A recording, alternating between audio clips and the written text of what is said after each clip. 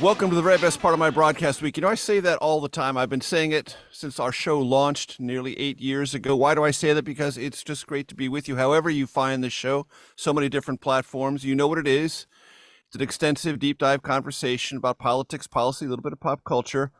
Well, we're going to get politics, policy, history, and the law this week. I want to introduce Michael Kirk as our special guest. He is the director of and the force creative behind a new Frontline documentary called Democracy on Trial. It will premiere on PBS nationwide January 30th. Michael, it's great to see you. Thank you, Major. You too. And for those who are thinking to themselves, Michael Kirk, Frontline, he's got to be some sort of East Coast establishmentarian. We'll slow your roll. Born in Denver, raised in Boise, Idaho. He's part of the University of Idaho Alumni Hall of Fame. So slow your roll on that whole Eastern establishment stuff. Also, Michael is a substantial force in the field of documentary filmmaking. Peabody's, Emmys, Polk Awards, DuPonts, and all the rest. Democracy on Trial. Michael, I think I know what it's about. I do know what it's about. I've watched it. Remind my audience, Democracy on Trial, what is the essence of this documentary? What actually happened on January 6th and in the months right before, from the night of the election, when Donald Trump said, frankly, we did win. From that moment until January 6th, what happened? It's been long enough that, according to surveys and polls that we've read, and I know you've read, Major, a very large number of people who answer the polls anyway and talk about it, a very large number of people think January 6th might have been overblown. Certainly the MAGA people believe that it might even have been a conspiracy by the FBI. Some Democrats even believe that. It's certainly true that what we thought was necessary as the sort of first thing that happens at the beginning of this most crucial presidential election year and election year across the board was an examination of this issue. What happened? How much of it was Trump's responsibility? And I mean, really, what happened from the people who were there, the people who worked for him, and the people who liked him? I don't think there's anybody talking in this film except one woman from Georgia who's not a Republican and a conservative Republican. Right. There's a handful of reporters and writers, but the vast majority of people talking about the substance of the story are conservative Republicans who supported Donald Trump. And so we wanted, that was the other criteria, was let's get Trump people in here. Let's hear what's going on. Let's get some lawyers in. Let's come to an understanding of not only what happened, but what is his legal liability to the extent that we can assess it from outside the process. And a word to my audience, I told you after January 6th, this program would never forget, sanitize, or try to forget about or bury January 6th. This show would always remember January 6th because how we remember it in this country and what we conclude from it will have a very great deal to do with the future of this country. I am convinced of that.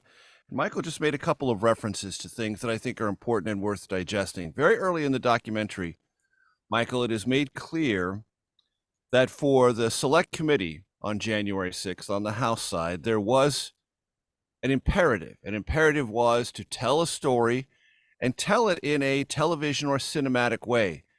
Michael, I don't need to tell you, but as I've traveled the country, that's one of the central complaints MAGA Republicans have about the whole process. They describe it as just episodic television.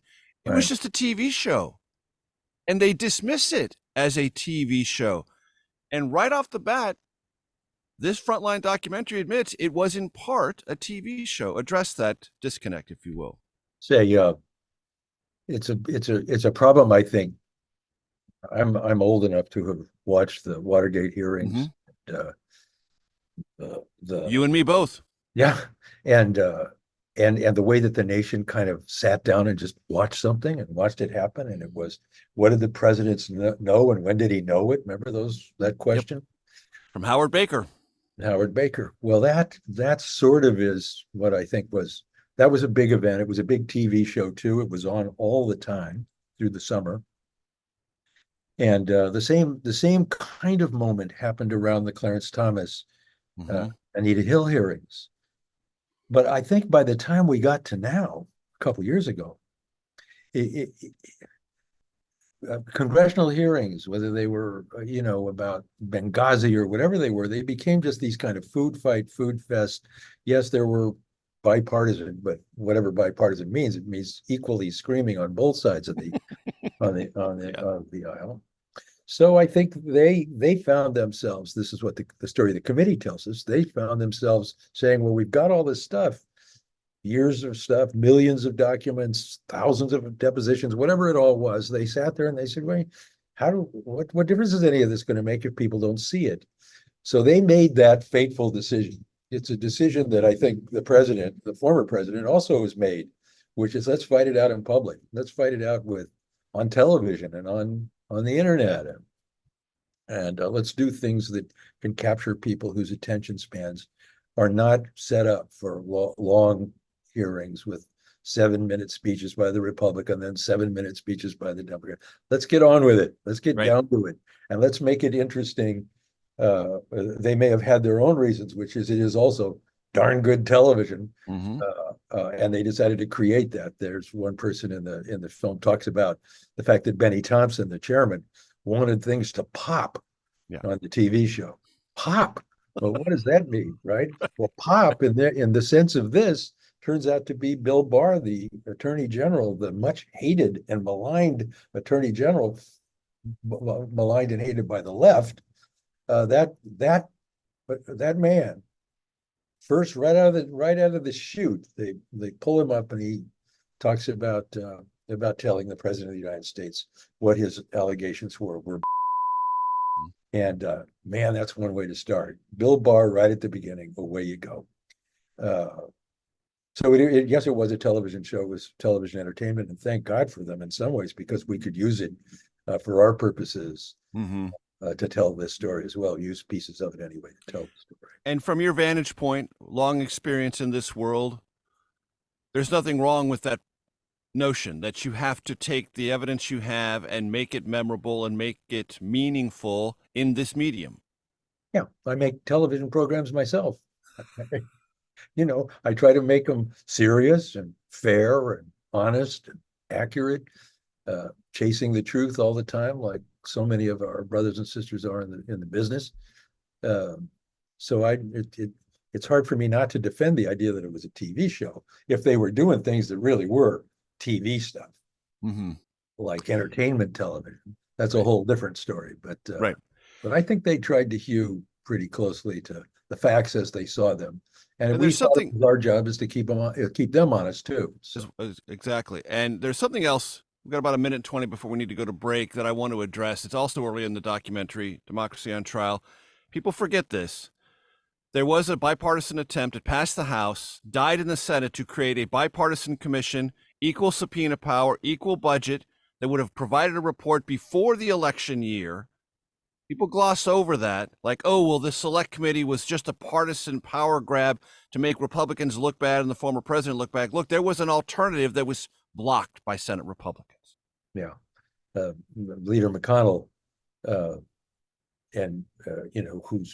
we made a film about him coincidentally this year. And one of the things that became obvious about Leader McConnell is he feels he can't lead from the rear. He's got to lead his troops, and he's got to take them where they kind of want to go. And he said it became obvious that they didn't want to go where obviously Nancy Pelosi wanted to go and others wanted to go. They didn't even want to try to fight for the balance. They just wanted it to go away. And if it wouldn't go away, denounce it as partisan if it resurrected itself as it inevitably did with the House committee on January 6th. The Frontline documentary, Democracy on Trial, airs across PBS on January 30th. Michael Kirk is our special guest. Back for segment 2 in just one moment. It is the combination of all of that may equal a conspiracy to commit a crime, a federal crime. And that's a big deal.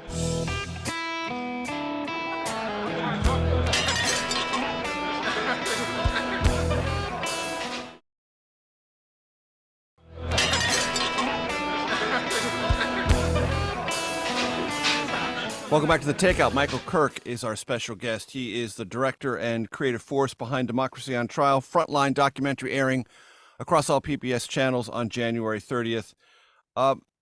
Michael, you mentioned this in segment one, but I want to drill down a bit on it because I think it's really, really important. Many of the people who testified to the January 6th committee and appear separately in different interviews with you and your producers are not just Republicans. Many of them are Trump Republicans, but for one thing. And the one thing was denying reality, breaking the law, breaking their oath, trampling the Constitution. I think it's pretty clear that the people who we interviewed and who are sort of the central memorable figures, Rusty Bowers from Arizona, Shay Moss and her mother, Ruby, Raffensperger, Secretary Raffensperger from Georgia. These people all are public officials and all supported Donald Trump in his run for the presidency, and even in some cases worked for Donald Trump, except for Shay and Ruby Moss. They were poll workers, but they were all supportive of former President Trump, but they also all swore an oath. And it was in some ways fascinating to me that that's what they would fall back on. It's my oath versus what the president, my president wants me to do. And their calculation was that what he wanted them to do would make them abrogate their oath, not follow it. And they stood up to it. And they had paid the price, by the way, parenthetically, dramatically.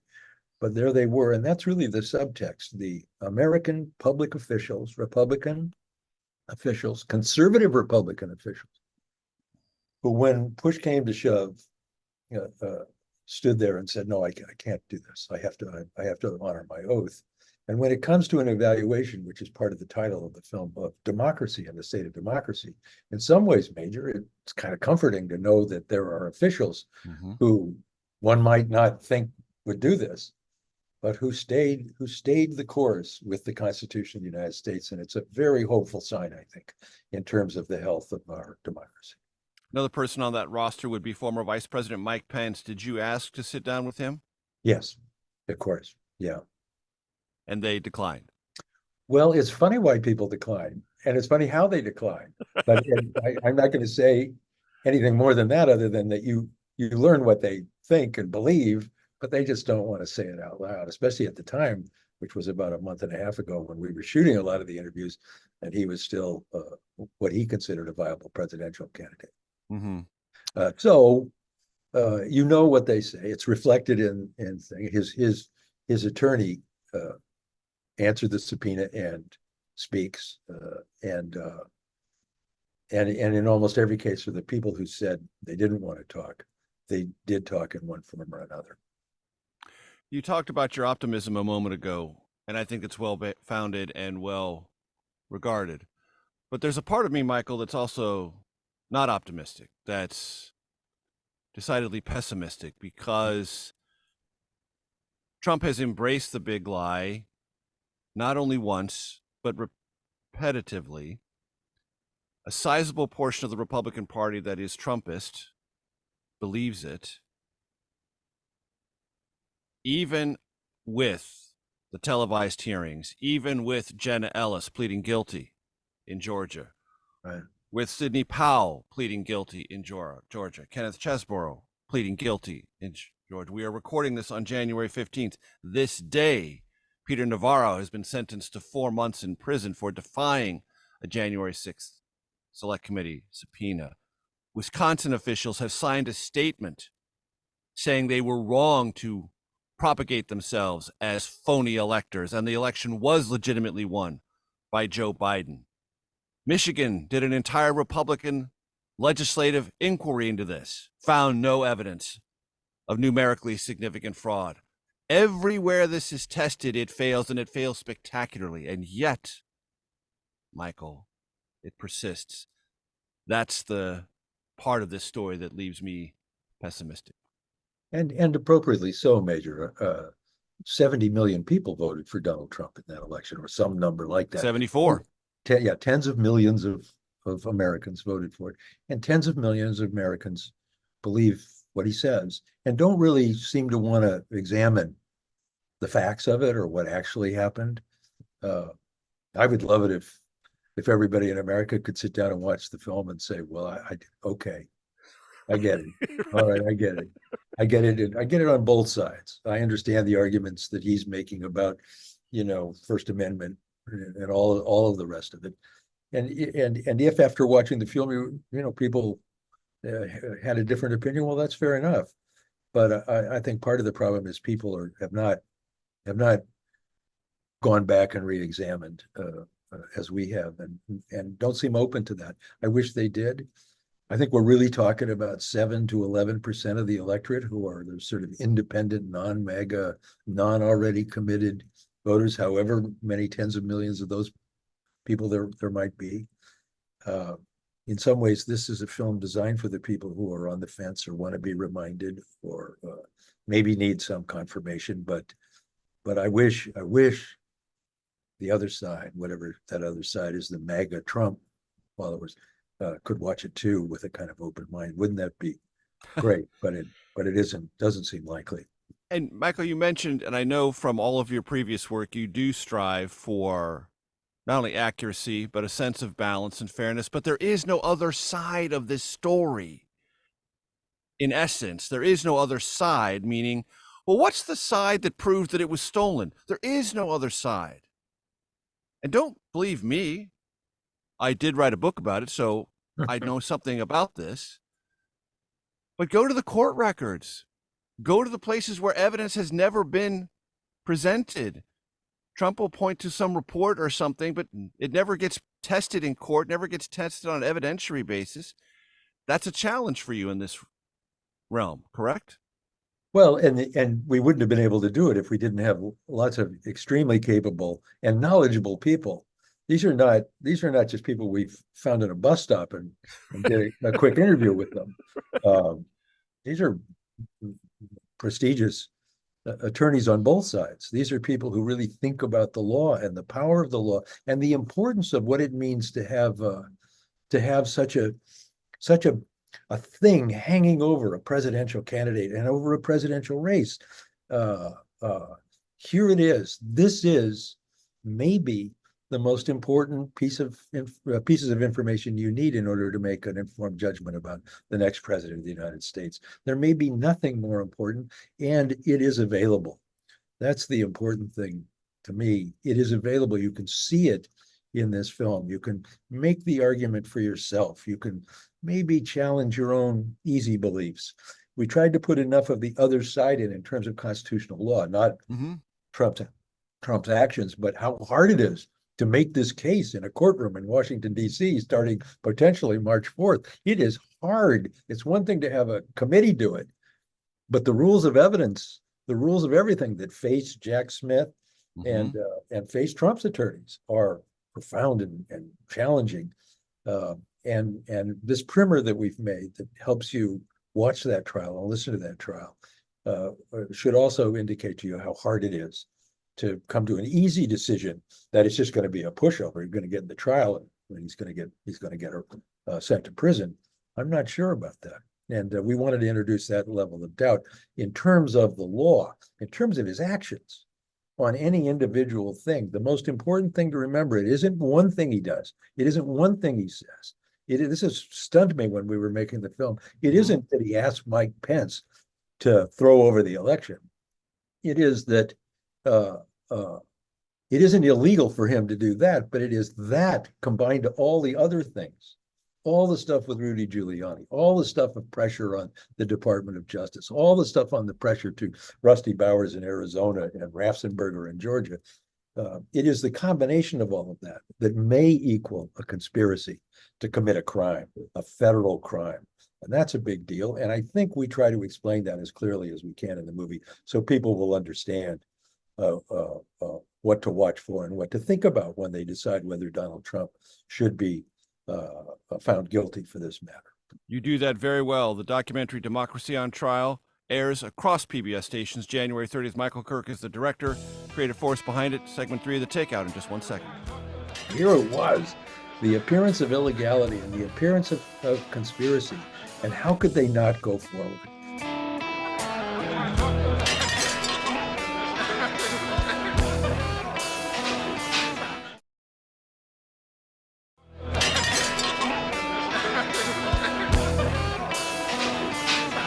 Welcome back to The Takeout. Michael Kirk is our special guest, the director and creative force behind Democracy on Trial, Frontline documentary airing January 30th across PBS stations. Picking up on what we were just talking about, Michael, because I think it's really important. I was just in Iowa and New Hampshire for the Iowa caucuses, New Hampshire primary. Talked to Republicans in both states, elected officials and regular voters. And when I brought up January 6th, they started all by saying the same thing. It was very interesting to me. Well, I'm really in favor of the First Amendment. And I sat back and I said, okay, I'm a reporter. I'm protected by the First Amendment. My entire career is built around the First Amendment. I'm in favor of the First Amendment too. And I'm like, do you regard January 6th as a First Amendment event? And they said, basically, yes. And I said, what about the violence? Well, I'm not in favor of the violence. Those people should be prosecuted. But, speaking out against an election, there's nothing wrong with that.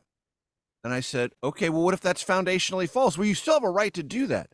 Picking up on where we left off in segment 2, that is going to be one of the hurdles Jack Smith's going to have to cross. What is this line between advocacy, free speech, which, of course, is in the presidency? Hello, it's the bully pulpit for a reason. That's going to be an issue. Intent. It's all about his intent. Yes. What was his intent? Why was he doing it? Was he just, we show in the film a history that Donald Trump has of never losing, always claiming the other side cheated, the election was rigged, whether it was the Emmy Awards for The Apprentice or the lack of Emmy Award for The Apprentice, to whether Ted Cruz won in Iowa in 15. Right. Whether Mitt Romney lost in 2012. Exactly. He has all of his life. You could probably go back to when he was in military academy and he didn't get to be drum major or whatever it was, and he claimed it. This is a pattern of Donald Trump. It's what he does. It's the way he acts. Now, if you're a Republican, if you're a MAGA Republican, you say, well, this is my guy. This is just the way he is. Full of bombast, full of BS. Yeah. But it doesn't really matter. Right. Well, the only time, apparently, it really mattered was when, according to the committee and according to the prosecutors, the only time it really does matter when free speech is being misused. Fire in a theater, crying fire in a theater. A misuse of your freedom of speech, it causes all kinds of trouble, especially when there isn't one. In this case, when you can complain about the rigged election because it's a life pattern. But when it yields thousands of people attacking the Capitol building and Capitol Police, and people are dying and people are being beaten up, and there's a lot of violence going on, and all of it, is the question for the court will be, is the free speech, did it cause them to go up to the building and commit crimes? Was it in essence an attack by the executive branch on the legislative branch? I've said on this program, I said days after January 6th, that's precisely what it was. That it was the executive branch attacking the legislative branch over the peaceful transfer of power. And that strikes me as the essence of Jack Smith's prosecution. That's it. And that's what he has to prove. And he has to prove it not by any individual thing, although he's going to stack them all up just like we do. Each little bit. And we try to be very careful and say to the audience, this little bit all by itself may actually be protected speech by the president. He can say things. He's in a political environment, on an ad, on Meet the Press, on whatever it is. He can say things that are untrue. He does. He has. A well documented. What did the Washington Post fact check do? 33,000 lies during his presidency. So the guy lies. All right. But and maybe it doesn't matter. I think it does, but maybe it doesn't matter that the truth becomes so malleable in his hands. But what really matters is if you stack them all up and it looks like a pattern of behavior that yields, and that's called a conspiracy, that yields criminal action. And that's what the jury in Washington, D.C. will be deciding. Handed assumption here in DC, and those are always fraught with peril, the shorthanded assumptions that become conventional wisdom, but that it was the January 6th Select Committee that laid the foundation for the Justice Department to sort of get off its ass, is the shorthand. Do you have a judgment or conclusion about that, having done all of this extensive work? Well, when we started out to make the film, I thought, this is going to be a really hard one, because here's the problem. Jack Smith's not going to talk to you. None of the Right. Avengers who work for him are going to talk to us.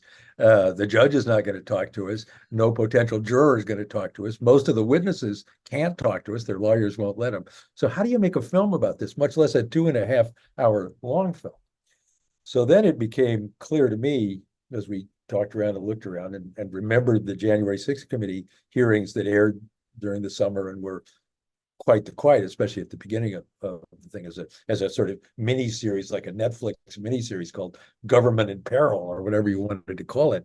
There it was right before your eyes. So then it became, how useful was what happened? What happened to that information, that big book that they yielded? What happened to all of that? And to our surprise, as we called investigators from that committee, they said, "Oh, thank God somebody's calling." We thought this had just landed flat as a pan, even though we'd had the TV shows and 19 million people had watched them, and more than a Sunday night or a Monday night football game crowds, that kind of audience numbers. And they thought, well, this has just died. But what actually happened was, as you say, it woke up some people in the Justice Department who obviously didn't want to touch this with a 10-foot pole, but here it was, the appearance of illegality and the appearance of conspiracy. And how could they not go forward?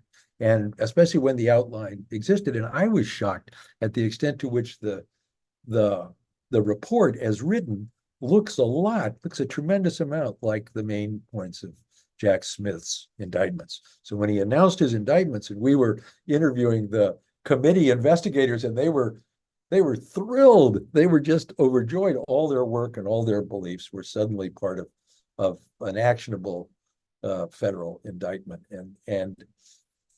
And so I think we came to the conclusion that while it wasn't going to determine the guilt or innocence of Donald Trump in a trial, it certainly lays out what the case that Jack Smith will make for the American people to watch and come to an understanding of what it's all about. I want to let the audience know that Michael's also the creative force behind an award-winning documentary called Divided States of America. And you learned a lot about the divisions in our country, Michael, in that process. And you know as well as I do that what we just discussed, the House Select Committee, the report, the Justice Department, the through line there, in that divided part of America that is pro-Trump, they look at that through line and say, see, it's all just a big setup. It's not about accountability. It's not about law. It's about a political agenda that was a TV show first, kind of a hit. Then the Justice Department said, oh, well, it was a hit. If it had not been a hit, maybe we wouldn't have done anything, but it was a hit. So we're going to do something. And they look at that through line and say, well, that's proof that this is illegitimate. Well, if you're me and you've worked in this particular business for a long time, and you've made lots of films, Right. You know that the way that you stay alive in journalism long term is by, I'm not at all interested in balance or equivalence. But I'm very interested in fairness. And I'm extremely determined in any film we make, in any story we do, to try to get a perspective from the so-called other side, or at least treat the material in a way that isn't just obviously this, and it isn't hammering people with whatever the progressives want it to be. Right. So I'm not a progressive, nor am I a conservative ideologue, nor am I an ideologue, I hope, in any other way.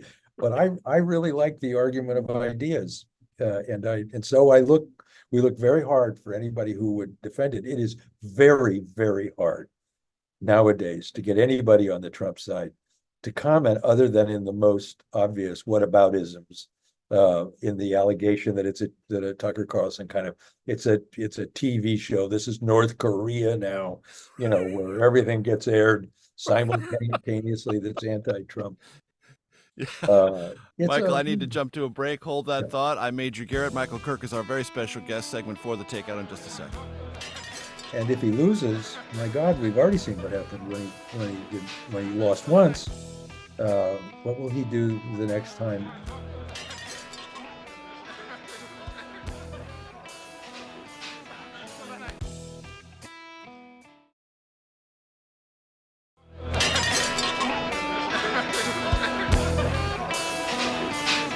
Welcome back to Takeout. Michael Kirk is our special guest, the director and creative force behind Democracy on Trial, airing January 30th across all PBS stations. Michael, you said something that I really want to hold close for a second. Just a moment ago, you said, I'm not interested in balance or equivalence, but I am interested in fairness. For my audience's benefit, please describe from your philosophical point of view the difference. You know, without a thumb on the scale, in either print or television journalism or broadcast journalism, whatever it's called nowadays, Right. streaming television, whatever it is, you know when you watch it, if ideas are being given prominence over kind of BS actions, you know what I mean, and lots of noise. So as hard as it is to think about, imagine what is the other side of the Trump response to what the film is and what the committee did and what people allege and what Biden will say about him. What is the response? The response is not substantive, but the burden is on me to discover the substance that's inherent in the argument if it was in a courtroom or if there was a place where you could go where all bias and partisanship were left at the door, like when you leave your phone at the door and you got to go into a private chamber and talk. Under those circumstances, what would the argument be? And I felt we had to reflect it. We have to have it in this film and all the films. It may not be a popular position always, especially in Trump. It's hard to find it. He won't give it to you. When you say, Mr. President, what do you say about that? He attacks in all the other ways, calls people names, diminishes them, whatever. But there are people in the country who think there are important, Robert Ray is one of them, who think what the arguments are in this case really matter in the future when it might be a Democratic president that people are after. And I think that's right. When I talk about fairness, that's what I mean, that there's an idea alive inside a really complicated and emotional topic like this, with really emotional actions being taken by the former president. So you've got to reflect it, and you've got to show him being him, and you've got to show the other side, but you've also got to try to, in some way, say, is the argument about Trump, about what you do to a former president, is the argument that a president is immune and can say almost anything he wants? Is that a valid argument, and how does that apply to future presidents that some of us might like? And how do I feel about that? How do I feel about turning the Justice Department loose on a former president of the United States? I'm not saying I agree with the argument, but I want the argument to be in the film so that the viewer, in a coherent way, so the viewer can say, well, I don't feel this guy's thumb on the scale here. I feel like they're really trying to lay it out for me in a way that's useful. And I hope I gathered, Michael, from watching the documentary that you're trying to exist between these places in which there is a legal process, there is an indictment, that evidence will be tested, the procedures will be tested and reviewed, and then there is a political conversation. Right. And there are those, I met them in Iowa and New Hampshire, who believe this should never be in the legal sphere at all. They want a political adjudication only. Yeah. And they say Trump's prominence ought to immunize him from the legal side. To which I say, wait a minute, that's never been our history. Political success doesn't immunize you from civil liability or criminal liability if you've actually done something wrong. And they say, no, he's the number one candidate, so he should be left alone. And that's the tension. And it struck me that you're trying to exist in between those two components. Yes, and it's as you know, a very hard thing to do because it's hard to find people. It's hard to find credible people who aren't so afraid of Trump and what Trump can do, because he's formidable in the clinches. He's formidable in primarying people, formidable in calling people names. Your status inside the Republican Party is in deep peril if you go against him. Or more importantly, for a lot of people, they just stay away from the film entirely. But it is important to try to find somebody, and thank God we did, try to find somebody who says, but wait a minute, yes, the president should be able to have freedom of speech and freedom to articulate things out loud and freedom to not agree with his campaign team and listen to Rudy Giuliani instead. That's all okay. But when it comes to something that's the yelling fire in a crowded theater kind of moment, and lying consistently, if that is what he does with that freedom, then you need somebody who is also in the film to say, yes, all those things are true. The guy should have the right to be kind of out on the edge, but he is an American citizen. Mm-hmm.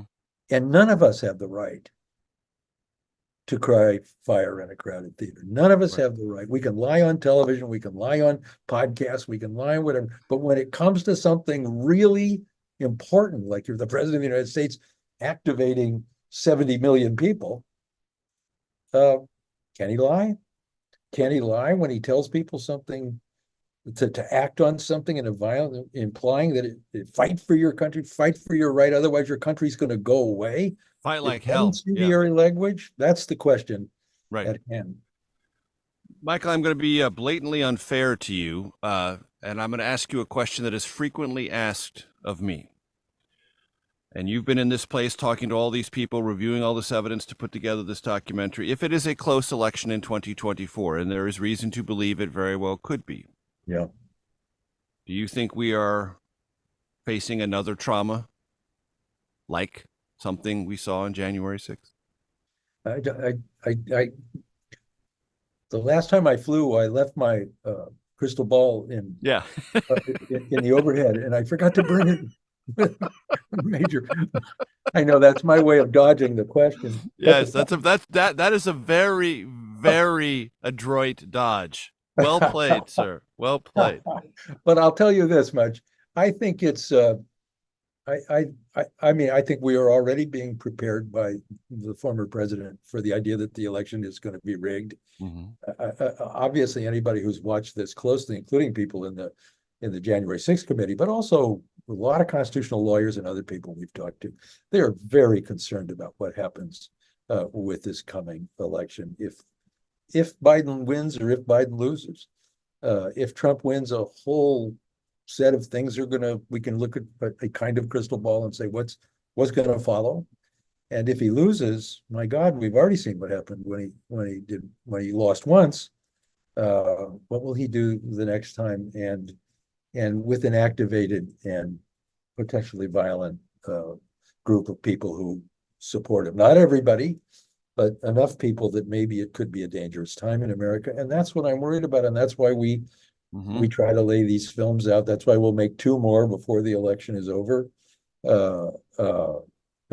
One, we do this series called The Choice, where we do the 2 presidential candidates. Right. We'll do that with these 2, as we've done 8 other times with 8 other presidential races. And we're going to do one about the vice president, since these guys are old enough that it's going to be worth it to know who the vice presidents are.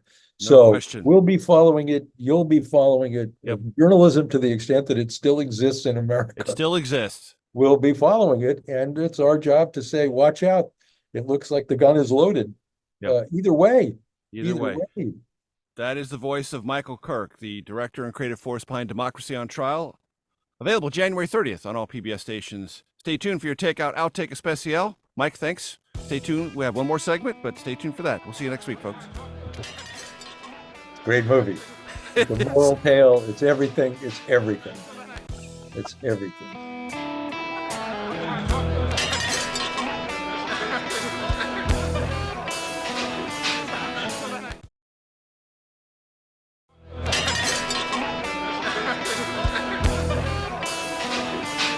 Welcome to your Takeout Outtake Especial. Michael Kirk is our special guest, director, creative force behind Democracy on Trial. January 30th across all PBS stations. Michael, we have 3 questions we ask every guest on this show. Take them in whichever order you prefer. Most influential book in your life and why? I know that's a bit of a hard one, so you can take a moment on that. One of your favorite movies or all-time favorite movies. And if you're going to, on a long flight or a long drive, really enjoy some music, what music, artist, or genre is that most likely to be? The movie is Heat. Heat. Nice. Right. That's the first. We're in our 8th year. Never before has Heat been mentioned. Heat. It's a great movie. It's a moral tale. It's everything. It's everything. It's everything. Excellent. There's a great line in there because Val Kilmer's having trouble with his wife and whatever, and I think De Niro. Somebody says, "You never know what goes on between a man and a woman. You know, it may be wonderful at home or whatever it is. There's some reason people are drawn together." And I love the line. I think it's very wise, and I think the movie is amazing. And Excellent. I love the use of Los Angeles as a character. For sure. Mark Hand is amazing. So that's the movie. The book is a little bit of it's a challenge because I read a lot, and Of course. I read novels. I read a lot of novels. But I really, if you said you Desert Island, you only get one. Right. It would be one of maybe Master of the Senate, one of the great books about Lyndon Johnson. Just really, really, Robert Caro is my favorite. Well, it's a trilogy, so you could take all 3. Okay, I'll take. Sort of cheat on that. I'll take him. I'll take him. He's absolutely my favorite. The story of him as a reporter that came out with, and he and Gottlieb. I love the guy, and I think anybody who's a journalist who doesn't know and follow and love the guy's method. Right. And music. If you're lucky like me and you're a long form journalist, oh my God, Caro was the god. What was the third thing? Oh, music. Oh, I love my favorite album is Stan Getz and Astrid Gilberto and great bossa nova stuff out of the 60s in Brazil. That is a fantastic call. A great album. Stan Getz is one of my favorite jazz artists, and that album and that particular approach to bossa nova, super classic. Michael Kirk, it's been a great pleasure for me. All great success to you for Democracy on Trial and the other documentary projects you have going in the year 2024. We will keep in touch. Thanks so much for the time. Thanks, man. Great to talk to you. Thank you. See you next week, folks.